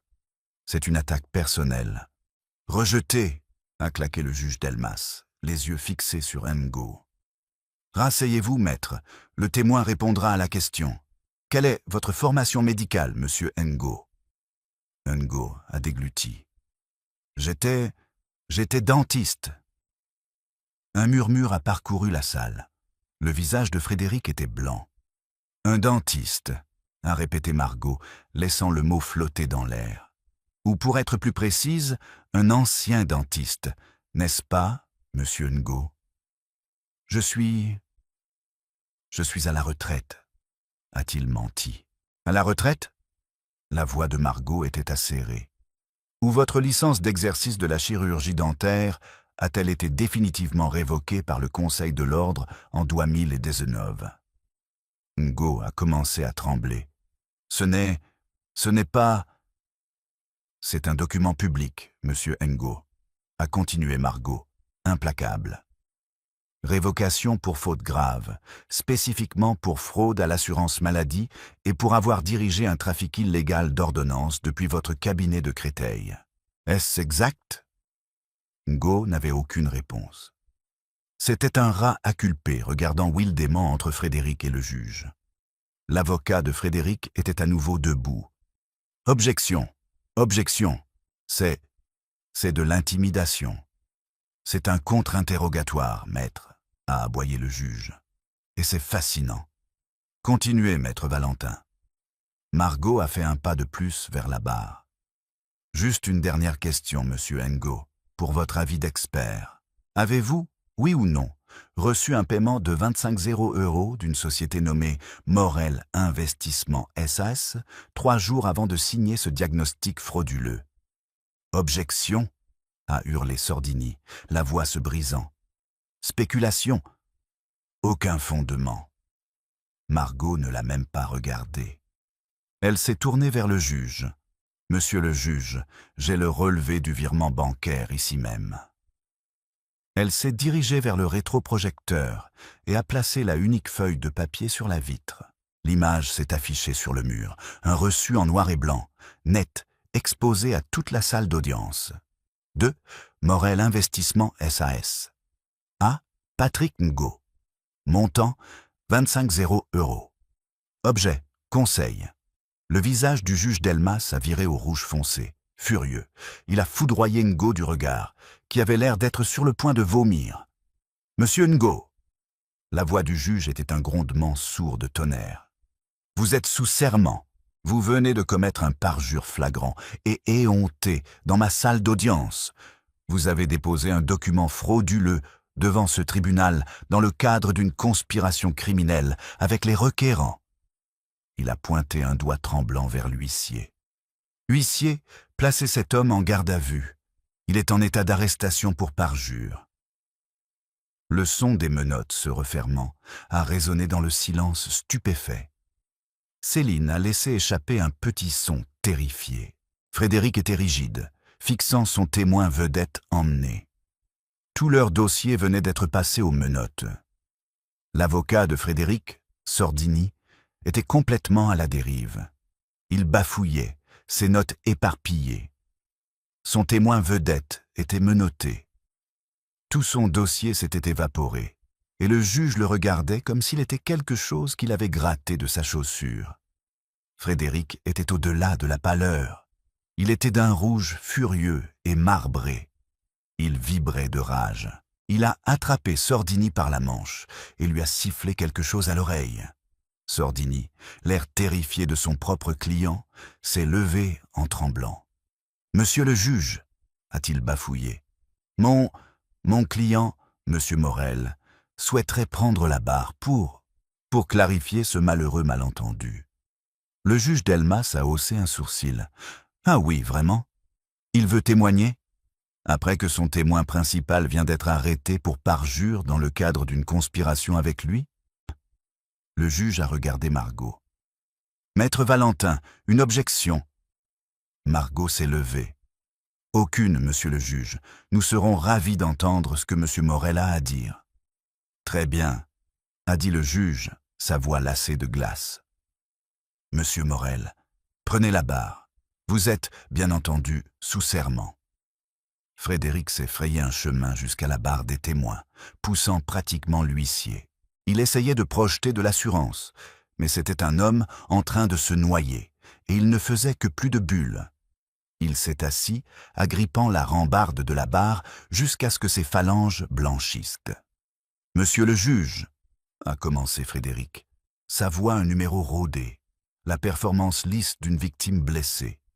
Il essayait de s'adresser directement au juge, ignorant Margot, m'ignorant moi. C'est une aberration. Ma femme et moi, nous sommes inquiets pour lui. C'est tout ce que ça a toujours été. Il a pointé un doigt vers moi. Il est confus, il est paranoïaque. Il s'enferme dans sa petite maison pendant des jours. Il cache ses finances. Il m'a accusé d'essayer de le voler, pour l'amour du ciel.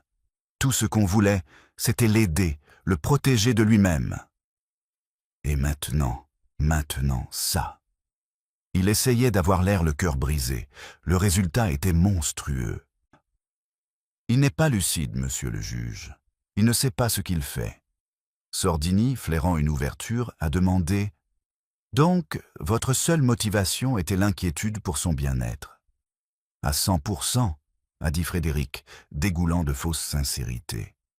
Merci, a dit Sordini en se rasseyant, l'air d'avoir esquivé une balle. Margot s'est levée à nouveau. Elle s'est dirigée vers lui, non pas avec agressivité, mais avec une sorte de curiosité chirurgicale. « Monsieur Morel », a-t-elle commencé, la voix douce. « Vous venez de témoigner sous serment que mon client, Monsieur Delacroix, n'est pas lucide et qu'il est paranoïaque. »« C'est exact, » a dit Frédéric en se gonflant. « Il est profondément confus. Et sa confusion, elle porte sur ses finances. Oui, absolument. Il ne comprend pas l'argent. Il est d'une autre époque. Il ne saisit pas la finance moderne. »« Je vois, » a dit Margot en hochant la tête. « C'est donc pour ça que vous pensez qu'il n'est pas lucide? Parce qu'il ne comprend pas la finance moderne? C'en est une grande partie. »« Oui, » a dit Frédéric avec assurance. « Donc, quand vous l'avez approché il y a 2 semaines et que vous lui avez demandé de vous donner 500 €, vous faisiez quoi? Vous testiez sa lucidité? » Le visage de Frédéric s'est crispé. « Je lui offrais un investissement, une chance de participer au succès de la famille. » Vous avez demandé un demi-million d'euros à un homme que vous estimiez confus et paranoïaque. A demandé Margot, la voix toujours douce. Frédéric a vu le piège et a essayé de l'esquiver. C'est son refus qui a prouvé ce qu'on disait. Je lui ai offert l'affaire de sa vie, une opportunité en or, un retour garanti de 40% en 6 mois sur mon projet de resort à Majorque. C'était un coup sûr. Il s'est retourné vers le juge, jouant l'homme raisonnable. « Monsieur le juge, il a refusé. Il a dit que c'était trop risqué. Il était trop sénile, trop effrayé pour voir une opportunité en or quand elle lui sautait aux yeux. C'est là que j'ai su. C'est là que Céline et moi avons su qu'il avait vraiment perdu la tête. Il n'était plus capable de prendre des décisions financières sensées. Il laissait sa paranoïa se mettre en travers d'une fortune. Il l'avait fait. Il avait, sous serment, lié toute sa prétention de ma sénilité à mon refus de lui donner de l'argent. Il avait construit son propre échafaud. Maintenant, Margot allait tirer la chaise. « Une opportunité en or, monsieur Morel », a demandé Margot. Elle n'était plus curieuse. Sa voix était froide. « Un coup sûr ?»« Absolument, » a dit Frédéric, arrogant jusqu'au bout. « Ce projet est de l'or. C'est bien pour ça que le projet est actuellement déficitaire de 50 millions d'euros et fait face à 16 privilèges de sous-traitants pour non-paiement. » Toute couleur a quitté le visage de Frédéric. Il a bafouillé. « C'est un mensonge. C'est une information confidentielle. Comment... » « Ce n'est plus confidentiel quand vous êtes en défaut de paiement, monsieur Morel, » a dit Margot, sa voix montant, chaque mot un coup de marteau. « Et cette opportunité en or est en réalité un navire en train de couler, n'est-ce pas? N'est-il pas vrai que votre prêteur principal, Bastion Capital, vous a trouvé en rupture de vos engagements de prêt et a émis un appel de fonds de 5 millions d'euros, échu il y a 10 jours. » Frédéric était sans voix. Il ouvrait et fermait littéralement la bouche, mais aucun son n'en sortait. Il a regardé Sordini, qui fixait son client avec une horreur pure. « Un appel de fonds de 5 millions d'euros, monsieur Morel, et vous ne l'aviez pas. Vous étiez et êtes complètement, irrémédiablement en faillite, n'est-ce pas? » « Non, » a fini par rugir Frédéric, son calme volant en éclats. « C'est un problème de trésorerie temporaire. Le projet est solide. »« Ah oui? Vous étiez en faillite, » a pressé Margot, implacable. « Vous n'aviez pas d'argent. Votre crédit était gelé. Et pourtant, vous avez trouvé l'argent pour engager Maître Sordini. Vous avez trouvé 25 € en liquide pour soudoyer un dentiste radié. » Elle a fait un pas de plus. « Ma question, monsieur Morel, c'est d'où venait cet argent? » Frédéric était piégé. Il a regardé Céline. Il a regardé le juge. Il n'avait aucune réponse. Margot la lui a fournie. « Vous l'avez pris, a-t-elle dit, sa voix descendant, chargée de mépris.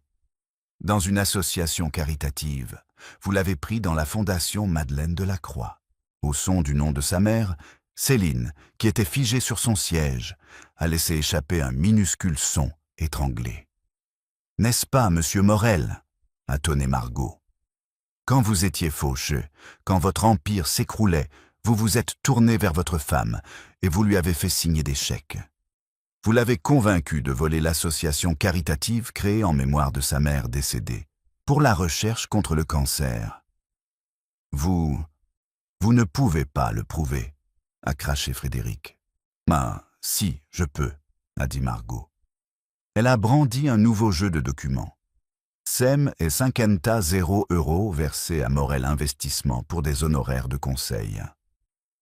80 0 € versés à Paris Prestige Événements, une société écran qui vous appartient, pour de l'organisation de galas. Un total de 230 et 30 0 € détournés d'un fonds pour la recherche contre le cancer. Elle s'est retournée et a regardé, pour la première fois, Céline. Il n'a pas seulement menti au tribunal, Céline. Il vous a menti à vous. C'est à ce moment-là que ma fille a craqué. Elle s'est levée d'un bond, le visage un masque d'incrédulité et de rage, et elle a hurlé sur son mari. « Tu m'as menti. Tu m'avais dit que c'était des frais administratifs légaux. Tu m'avais dit que tout était approuvé. Tu volais l'argent de ma mère. » Frédéric a alors complètement perdu le contrôle. Tout le charme, toute la performance, toute l'arrogance se sont évaporés, ne laissant que l'homme brut, laid et désespéré en dessous. Il s'est levé dans la barre des témoins, le visage violacé, et il a pointé un doigt tremblant. Pas vers Margot, pas vers Céline. Il l'a pointé vers moi. « Tais-toi, Céline !» a-t-il hurlé, la voix se brisant. « Tais-toi !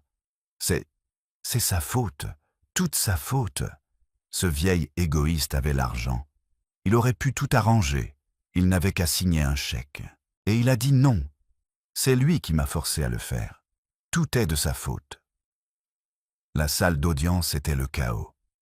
Céline sanglotait, un son hystérique et laid. Frédéric lui hurlait de se taire, le visage un masque de rage violacé. Son avocat, Sordini, essayait désespérément d'objecter, mais le juge Delmas l'a réduit au silence d'un geste, le visage orageux. Il a abattu son marteau, le son déchirant la pièce comme un coup de feu. « Silence !» a-t-il rugi. « Monsieur Morel, vous allez vous asseoir et vous taire, ou je vous place en détention pour outrage à magistrat. Madame, contrôlez-vous. » Frédéric s'est effondré dans son fauteuil, respirant lourdement. Céline s'est affaissée, ses sanglots se transformant en hoquets, mouillés et étranglés. La salle était mortellement calme, le seul son étant le grésillement de la radio de l'huissier. Les yeux du juge Delmas, froids et furieux, ont pivopé des décombres de la table des requérants vers moi. Il m'a fixé pendant un long moment, la colère dans son visage s'atténuant, remplacée par autre chose. Du respect et une curiosité profonde. « Monsieur Delacroix, » a-t-il dit, sa voix désormais calme, mais portant toute l'autorité du siège. « Vos adversaires ont présenté leur dossier, pour ce qu'il valait. » Il a fait un geste vers Frédéric. Il vient de confesser sous serment toute une litanie de délits financiers. Mais la requête est toujours devant moi. Avez-vous quelque chose à déclarer pour votre défense concernant votre propre compétence ? Je me suis levé, lentement. Je ne me suis pas appuyé sur la table. Je n'ai pas chancelé. Je me suis tenu droit, les mains croisées souplement dans le dos. La salle était si silencieuse que j'entendais le bourdonnement des néons. J'ai regardé Frédéric. J'ai regardé Céline. Puis j'ai regardé le juge. « Merci, monsieur le juge. » ai-je dit, ma voix claire et forte. Elle a résonné dans la petite salle. Mais je ne suis pas ici aujourd'hui pour débattre de ma santé mentale. Je ne suis pas ici pour me défendre. Ma compétence n'est pas en question. Mon parcours parle de lui-même. J'ai marqué une pause, laissant les mots atterrir. Non, monsieur le juge, ai-je poursuivi. Je ne suis pas venu ici aujourd'hui pour être le défendeur. Je suis venu pour déposer une plainte pénale. Sordini a bondi sur ses pieds. Objection, c'est du théâtre. Ce n'est pas la juridiction compétente. Rasseyez-vous, maître, a rugi Delmas. C'est vous qui avez ouvert cette porte. C'est vous qui avez amenté cet homme dans mon tribunal en l'accusant de délire. Le tribunal entendra ce qu'il a à dire. Poursuivez, monsieur Delacroix. J'ai tourné mon regard vers Frédéric. Il me fixait, les yeux écarquillés d'une horreur naissante. Monsieur Morel vient de confesser une partie de la vérité, ai-je dit, ma voix plate comme celle d'un anatomiste décrivant un cadavre. Il a avoué avoir détourné d'Usentos et 30 € d'une fondation caritative. La fondation de ma femme, la fondation Madeleine Delacroix. Puis j'ai tourné mon regard, lentement, délibérément, vers ma fille. Elle me regardait, le visage strié de larmes et de mascara, les yeux suppliants. Mais il n'a pas agi seul, ai-je dit, soutenant son regard. Il ne le pouvait pas. Il avait besoin d'une signature. Il avait besoin de la signature de la directrice de la fondation. J'ai regardé le juge à nouveau. Et toi, Céline, ma fille, tu as signé les chèques.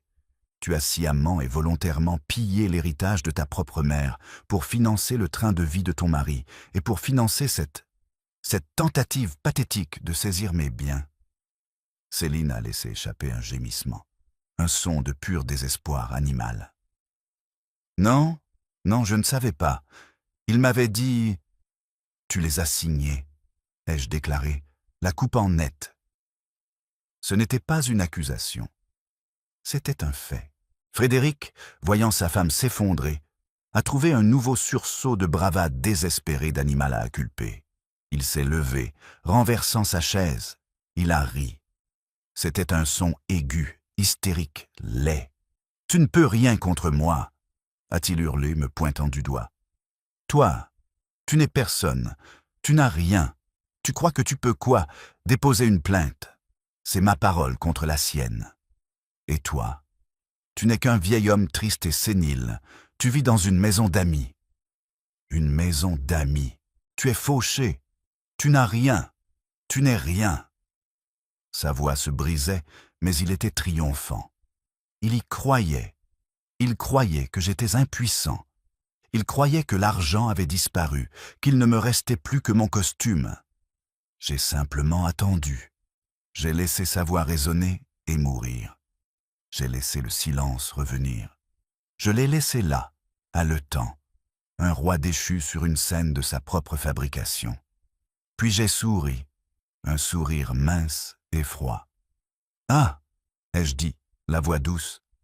À ce propos, c'est calme, j'ai tourné la tête et j'ai adressé un unique signe discret à Margot Valentin. Elle s'est levée. Elle n'a rien dit. Elle a plongé la main dans son porte-documents fin et en a sorti une unique liasse épaisse de documents, reliés par une couverture bleue légale. Elle ne l'a pas tendue au juge. Elle ne me l'a pas tendue. Elle a traversé l'allée, droit vers la table des requérants, et a posé le document sur la table directement devant Frédéric Morel. « Quoi? Qu'est-ce que c'est ?» a bafouillé Frédéric, regardant la couverture bleue d'un air menaçant. « Ça, monsieur Morel, » a dit Margot, sa voix claire et résonnante. « C'est une notification d'urgence de saisie-exécution et de foreclosure. » L'avocat de Frédéric a arraché le papier. Ses yeux ont parcouru la première page. Son visage, qui était déjà pâle, a pris la couleur de la cendre. « C'est impossible », a murmuré Sordini, regardant Margot. « Ça vient de Bastion Capital. Mais la date n'est pas... » Frédéric a arraché le papier des mains de son avocat. « Qu'est-ce que c'est ?»« Il semble que vous ayez un peu de retard sur l'actualité, Frédéric, » ai-je dit, ma voix décontractée. Vous aviez tout à fait raison. Vous êtes en défaut sur votre prêt de 5 millions d'euros auprès de Bastion Capital. Il s'apprêtait, comme vous le savez, à saisir tous vos actifs. Quel dommage. Frédéric fixait le papier, les mains tremblant si violemment qu'il pouvait à peine lire. Ça dit que la dette a été vendue. Oui, en effet, ai-je dit. Ils étaient très motivés pour vendre. C'était, comme vous l'avez dit, du papier toxique. Et quand vous n'avez pas pu les payer, j'ai pris le relais. J'ai racheté cette dette, Frédéric. La totalité, la créance, le prêt, les garanties, tout. J'ai fait un pas en avant. Vous avez fait défaut sur votre prêt, Frédéric. Mais vous n'avez pas fait défaut auprès de Bastion Capital. Vous avez fait défaut auprès de moi. J'ai laissé l'information pénétrer. J'ai regardé les dernières traces de couleur quitter son visage, tandis que la réalité glaçante, dévastatrice de sa situation atterrissait. Et moi, ai-je poursuivi, je ne suis pas aussi patient que Philippe Arnaud. Je n'offre pas de prolongation, je ne renégocie pas. J'exige le remboursement immédiat. À effet immédiat, Frédéric a levé les yeux vers moi, la bouche ouverte, un cri muet. J'ai pointé la villa dans laquelle il vivait. La villa est à moi. J'ai pointé les voitures qu'il conduisait. Les voitures sont à moi. J'ai pointé les sociétés écrans qu'il avait construites. Tout votre empire Morel Investissement est à moi. J'ai pointé le costume même qu'il portait. Tout ce que vous pensiez posséder m'appartient désormais. Je me suis retourné vers le juge Delmas, qui assistait à tout cet échange avec un air de pur ébahissement. « Monsieur le juge », ai-je dit, ma voix résonnant avec finalité, « cette audience pathétique de mise sous tutelle est terminée. » J'ai fait un geste vers Margot et son document. L'audience d'expulsion commence maintenant. Frédéric était fini. Un homme qui hurle sa propre confession dans un tribunal n'a pas beaucoup d'options juridiques. Après sa prestation, ce n'était plus un procès. C'était un verdict. Mes preuves, les preuves que Margot et moi avions compilées, étaient un cercueil précis et hermétique. Les virements bancaires de la fondation de Madeleine, les factures frauduleuses de sa société écran, le faux témoignage qu'il avait suscité de Hennegaud, et bien sûr, le dossier accablant de fraude bancaire qu'il menait sur le projet de Majorque. C'était une avalanche de papier, et chaque feuille portait son nom. Il a essayé de se battre. Il a engagé un nouvel avocat, encore plus cher, probablement avec de l'argent qu'il n'avait pas. Ils ont essayé de plaider qu'il était sous contrainte extrême. Ils ont essayé de me dépeindre comme un manipulateur vengeur et machiavélique qu'il avait piégé. C'était une défense pathétique. C'était comme un rat pris dans un piège en acier, essayant de blâmer le fromage. Le procureur de la République, qui avait pris un très vif intérêt à l'affaire après le rapport du juge Delmas, n'a même pas transpiré. Ils lui ont proposé une comparution sur reconnaissance préalable de culpabilité pour épargner un procès à l'État. Il a refusé. Arrogant jusqu'au bout, il croyait encore pouvoir vendre sa sortie. Alors ils l'ont emmené au procès et ils l'ont enterré. Je n'ai pas eu à témoigner. La documentation de Margot, mes analyses financières forensiques ont parlé d'elles-mêmes. Le jury est sorti délibéré et est revenu en moins d'1 heure. Ils l'ont déclaré coupable de 12 chefs d'accusation, escroquerie, fraude aux valeurs mobilières et détournement de fonds aggravé. Le juge a regardé Frédéric, cet homme qui s'était tenu dans un tribunal et avait tenté de détruire la vie d'un homme pour couvrir ses propres crimes. Et il en a fait un exemple. Il n'a pas reçu une tape sur les doigts. Il n'a pas été envoyé dans une prison dorée pour col blanc. Il a été condamné à 10 ans de centre pénitentiaire. 10 ans. Je les ai regardés l'emmener, non plus dans son costume sur mesure, mais en tenue de détenu. Il n'avait enfin plus vraiment de cartes à y jouer. Les comptes étaient équilibrés. Céline. Céline était la partie la plus difficile. Elle était ma fille. Elle était le sang de Madeleine. Mais elle était aussi une complice. Les preuves étaient indéniables. Sa signature était sur les chèques. Elle était restée là, semaine après semaine, vivant dans le luxe, sachant que tout cela était financé par de l'argent volé sur la tombe de sa mère. Son avocat est venu me trouver, suppliant, implorant. Monsieur Delacroix, elle a été manipulée. Elle était victime de violences psychologiques. Frédéric la contrôlait. Je l'ai regardé. Est-ce que Frédéric tenait le stylo? Est-ce qu'il lui a forcé la main pour écrire son propre nom? C'est une femme adulte. Elle a fait un choix. Il m'a demandé de parler au procureur, de demander la clémence, d'écrire une lettre en sa défense, de dire qu'elle était une bonne personne qui avait commis une erreur. J'ai dit non, je n'interférerai pas. Ce n'était pas de la vengeance, c'était des conséquences. J'avais passé 10 ans à la laisser vivre sans aucune. J'avais permis sa faiblesse, sa cupidité, sa cruauté désinvolte. Intervenir maintenant pour la sauver du feu qu'elle avait aidé à allumer aurait été le dernier, le pire acte d'un père qui avait échoué. Il fallait qu'elle se tienne debout seule. Il fallait qu'elle fasse face au grand livre. Elle a été mise en examen, tout comme Frédéric. Mais elle était intelligente. Contrairement à Frédéric, elle a vu la fin de la route. Elle a accepté la comparution sur reconnaissance préalable de culpabilité.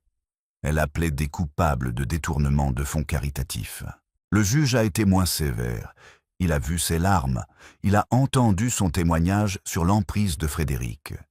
Mais il a aussi vu les relevés bancaires. Elle a été condamnée à 3 ans de sursis probatoire. On lui a ordonné de rembourser chaque centime. La totalité des Dusanto est à 0 € à la Fondation Madeleine Delacroix. Et enfin, le juge a ajouté une dernière condition. 2000 heures de travail d'intérêt général obligatoire. Pas ramasser des déchets sur le bord de l'autoroute. Pas classer des dossiers dans un bureau. Il l'a affecté à l'EHPAD Les Jardins de Sèvres, spécifiquement à l'unité fermée pour patients atteints de démence et de la maladie d'Alzheimer. Pendant les 2 années suivantes, ma fille, la femme qui avait tenté de faire déclarer son père légalement sénile pour pouvoir lui voler son argent, passerait chaque week-end à laver, nourrir et s'occuper d'hommes et de femmes qui étaient véritablement perdus. Des hommes et des femmes qui ne connaissaient plus leur propre nom, qui ne pouvaient plus se souvenir du visage de leurs enfants. Je voulais qu'elle le voie, je voulais qu'elle le sente, je voulais qu'elle comprenne dans ses os la réalité de l'arme qu'elle avait tenté d'utiliser contre moi. C'était une sentence juste, c'était peut-être la seule éducation qu'elle ait jamais véritablement reçue. 6 mois ont passé. Le silence qui est tombé sur la propriété était absolu. L'immense villa ridicule que Frédéric et Céline avaient construite avait disparu. Je l'avais fait vendre aux enchères. Le terrain sur lequel elle reposait, la maison d'amis, ma maison d'amis. J'ai vendu ça aussi. Tout. Le produit de la vente est allé à 2 endroits. La moitié a servi à renflouer et à développer considérablement la fondation Madeleine Delacroix, désormais sous gestion professionnelle indépendante. L'autre moitié est allée dans un trust pour mon petit-fils, Hugo, verrouillé jusqu'à ses 25 ans. J'étais dans la maison d'amis. Elle était vide. Juste des cartons empilés, les murs nus. J'étais dans mon bureau secret, emballant les derniers dossiers. Les écrans étaient éteints. Le scalpel reprenait sa retraite. J'ai entendu un pas hésitant sur le perron. Pas un coup frappé, juste une présence. J'ai marché jusqu'à la porte. C'était Céline. Elle était transformée, mais pas comme un spa où une nouvelle robe transforme une personne. Elle était vidée. Les vêtements de créateur avaient disparu, remplacés par une blouse bleue délavée bon marché de bénévoles, avec les Jardins de Sèvres brodés sur la poche. Ses cheveux étaient tirés en arrière. Son visage était pâle, amaigri. Elle paraissait 10 ans de plus. L'arrogance, la cruauté désinvolte, le petit rire hautain, tout cela avait disparu, calciné. Ses mains, autrefois parfaitement manucurée, était rouge et abîmée. Elle se tenait simplement là, dans l'embrasure de la porte, me regardant scotcher le dernier carton. Sa voix, quand elle est venue, n'était pas la voix dont je me souvenais. C'était un raclement, doux, rugueux et mort. Pourquoi? J'ai arrêté ce que je faisais. Je ne me suis pas retourné. Pourquoi quoi, Céline? pourquoi tu as fait ça ?» a-t-elle dit, sa voix tremblant. Non pas de tristesse, mais d'une rage profonde et épuisée. « Pourquoi tu as laissé les choses aller aussi loin ? Tu savais. Ne prétends pas le contraire. Tu es lui. Tu savais ce que Frédéric était. Tu savais ce qu'il faisait. » Elle a fait un pas dans la pièce vide. Tu aurais pu nous arrêter à n'importe quel moment. Quand Frédéric a demandé les 500 €, tu aurais pu simplement dire « Non, je sais que tu es fauché ». Tu aurais pu me montrer les papiers à ce moment-là. Tu aurais pu me prévenir. Sa voix s'est brisée et une unique larme brûlante et coléreuse a coulé le long de son visage. Mais tu ne l'as pas fait. Tu nous as laissé faire. Tu m'as laissé signer ces chèques. Tu nous as laissé déposer cette plainte. Tu étais assis là, dans ta petite maison, et tu nous as regardés nous détruire nous-mêmes. Tu n'avais pas besoin de nous ruiner. Tu n'avais pas besoin de l'envoyer en prison. Tu n'avais pas besoin de me faire ça. Elle a pointé son uniforme bon marché. Tu voulais ça. Tu voulais nous punir. J'ai lentement scotché le carton. J'ai pressé le ruban adhésif, le lissant de la main. Puis je me suis retourné pour lui faire face. J'ai regardé cette étrangère qui était ma fille. « Parce que si je t'avais arrêté, Céline, ai-je dit, la voix douce, tu n'aurais rien appris. Tu m'aurais détesté pendant une semaine. Tu m'aurais traité de vieil homme paranoïaque et autoritaire. Et puis tu serais retourné droit vers lui. Tu aurais cru à son prochain mensonge. Tu aurais trouvé un autre moyen de lui donner l'argent. Tu aurais continué à saigner la fondation de ta mère, un gala à la fois. Je ne vous ai pas laissé faire quoi que ce soit. Je vous ai simplement laissé être ce que vous étiez. J'ai marché jusqu'à mon vieux bureau. Quand tu avais 10 ans, tu as volé 50 € dans le sac à main de ta mère. Tu voulais un jouet, et elle t'avait dit non. Céline a tressailli, les yeux écarquillés. Elle s'en souvenait. Madeleine l'a découvert, ai-je poursuivi. Elle savait que c'était toi, et elle a pleuré. Elle a pleuré pendant 1 heure dans la salle de bain, pensant qu'elle avait échoué en tant que mère. Et puis elle est sortie, et elle t'a serré dans ses bras, et elle n'a jamais dit un mot. Elle a remis 50 € de son propre argent dans le sac. Elle t'a pardonné parce que son cœur était tendre. Elle voulait la paix. Je l'ai regardée, mes yeux aussi durs et clairs que du verre. Moi, je crois au grand livre. Les comptes doivent toujours être équilibrés. Céline, tu n'as jamais payé pour ce premier vol, alors tu as simplement continué à voler des choses de plus en plus grosses. Tu ne me respectais pas. Frédéric ne me respectait pas. Et aucun de vous deux ne respectait la mémoire de ta mère. Tu n'as pas simplement franchi une ligne, Céline, tu l'as effacée. Tu as dansé sur sa tombe pour une piscine. Elle n'avait aucune réponse. Elle pleurait simplement. Vous ne vous êtes pas détruit vous-même, ai-je dit. Vous étiez déjà détruit. Vous étiez en faillite de toutes les façons possibles pour un être humain. Je n'ai fait que présenter l'addition. J'ai ramassé une unique enveloppe sur le bureau. Je la lui ai tendue. C'est l'adresse d'un studio à Montreuil. Les 3 premiers mois de loyer sont payés. Il y a un pass Navigo à l'intérieur. Après ça, tu te débrouilles seul, les comptes sont soldés. Elle a pris l'enveloppe, la main tremblante. Elle m'a regardé une dernière fois, cherchant quoi? Son père. Il n'était plus là. Elle s'est retournée et s'en est allée. Je l'ai regardé partir. J'ai 71 ans. J'ai pris ma retraite 2 fois dans ma vie. La première fois de mon métier. La seconde fois d'être un vieil homme invisible, accommodant et silencieux. Ce jour-là, au tribunal, j'ai simplement décidé de reprendre le stylo. Je m'appelle Bernard Delacroix et mes comptes sont enfin équilibrés. Toute cette épreuve m'a enseigné une leçon douloureuse mais nécessaire.